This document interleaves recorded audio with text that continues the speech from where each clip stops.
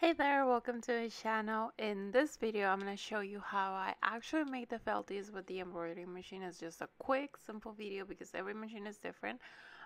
If you would like to see how I drew or design this, digitize them, go to my first video. So I'm going to start with the stabilizer. The stabilizer is a very important part when you're embroidering because it actually adds tension to the design, so it won't be all wonky or weird. So you gotta make sure that you have the right stabilizer. I like to use this Stairway because it works great for most of my designs, so I don't have to worry about switching or buying different kinds. So I just add it to my frame. I make sure that it's tight enough. And for the method, I'm actually using a floating method for the felties. Since this is felt, I don't actually have to pin it down, but if I were to use vinyl, I have to pin it and use a spray to make sure that it won't be moving and shifting.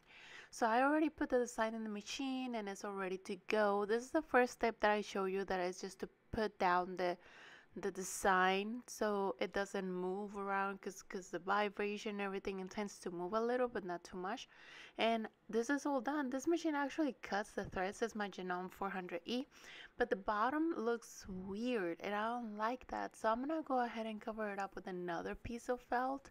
And a lot of people tend to tape these, but I like to just use pins to make sure that it is not going to be moving around or folding while it's adding the back, the last stitch that we did in the digitizing area.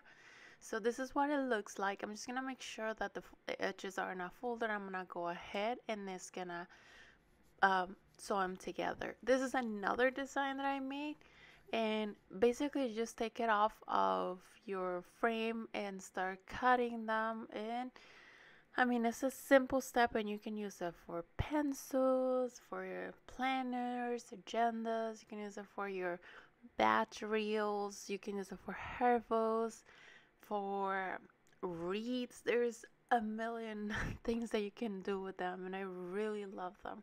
They're so cute, and you can use them for a lot of things.